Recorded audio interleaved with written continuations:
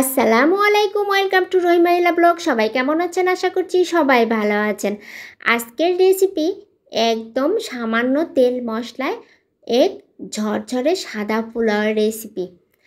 এর জন্য আমি যে পরিমাণ চাল নিয়েছি তার থেকে ডাবল পরিমাণে পানি আমি গরমে বসিয়ে দিয়েছি। আর একটি হাঁড়িতে আমি সামান্য তেল দিয়ে তেজপাতা, এলাচ, দারচিনি দিয়ে দিব। আপনারা হয়তো ভিডিওতে তেলের পরিমাণটা খুব ভালো করে বুঝতে পারছেন কি না আমি জানি না, তবে বাস্তবে যেটা হয়েছে, যে পরিমাণ চাল নিয়েছি তার থেকে তেলের পরিমাণ অনেক সামান্য। আর আজকের এই সাদা পোলাওটি আমি একদম সামান্য তেল মশলাতে করব। এলাচ আর দারচিনি, তেজপাতা ছাড়া আজকে আমি কোনো মশলা ইউজ করছি না, এমনকি পেঁয়াজের বেরেস্তাও দিচ্ছি না। যাই হোক, শেষ পর্যন্ত ভিডিওটি দেখবেন আর বাসায় একবার চেষ্টা করে দেখবেন।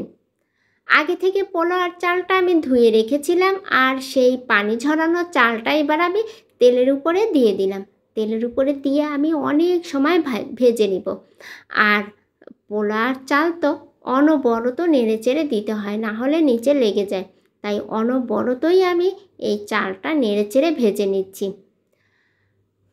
আজকে কিন্তু আমি একদম সামান্য তেল মশলায় যে সাদা পোলাওটি করছি, এই পোলাও মেহমান বলেন আর বাচ্চাদেরই বলেন, আর এই গরমের কথা বলেন আর শীতের কথাই বলেন, এই অল্প তেল মশলার এই সাদা পোলাও যদি আপনারা খান, যে স্বস্তি পাবেন, বেশি তেল মশলা জাতীয় পোলাও খেয়ে কিন্তু অতটা মজা পাবেন না, স্বস্তিও পাবেন না।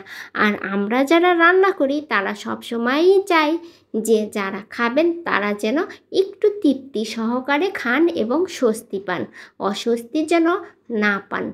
তার জন্য সামান্য তেল মশলার খাবার খাওয়াটাই আমাদের উত্তম। যাই হোক, অনেকক্ষণ ধরে আমি চালটা ভেজেই যাচ্ছি। এবার দেখেন চালের কালারটা কিন্তু পরিবর্তন হয়ে এসছে, একটি ব্রাউন কালারও চলে এসছে। দেখতেই পাচ্ছেন আপনারা, আমি এভাবে অনেক সময় ভাজতে চালের এই কালারটা চেঞ্জ হয়ে এসছে। আপনারা একবার বাসায় এভাবে পোলাওটা করে খাবেন, খেয়ে দেখবেন যে কতটা মজা এবং কতটা স্বস্তি পাওয়া যায়। যাই হোক, এই যে দেখতে পাচ্ছেন পোলাওর চালটা কিন্তু ভাজা হয়ে গেছে। এবার আমি গরম পানিটা ঢেলে দিচ্ছি। যে পরিমাণে চাল নিয়েছিলাম তার থেকে ডাবল পরিমাণ গরম পানি আমি করে নিয়েছিলাম, আর সেটাই ঢেলে দিচ্ছি। পানির পরিমাণটি আমি এভাবেই করে থাকি, যে পরিমাণ চাল নেই তার থেকে ডাবল পরিমাণ পানি দিই।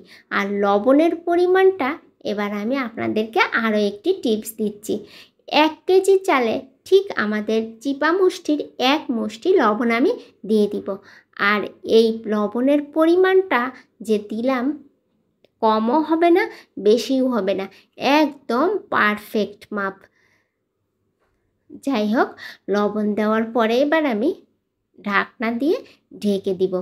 কিছুক্ষণ চুলার আঁচটা বাড়িয়ে দিয়ে রান্না করে নিব। পানিটা যখন কমে যাবে তখন আমি একদম লো হিটে দিয়ে দমে বসিয়ে দিব। এই যে দেখতেই পাচ্ছেন কি অবস্থা, একদম ঝরঝরে হয়ে যাচ্ছে। রান্নাটা কিন্তু আমার একদম শেষ পর্যায়ে আছি। এই যে ঝরঝরে হয়ে গেছে, আমি কিছুক্ষণ দমে রেখে দিলাম। তারপরে দেখেন একদম ঝরঝরে সাদা পোলাওর রেসিপি।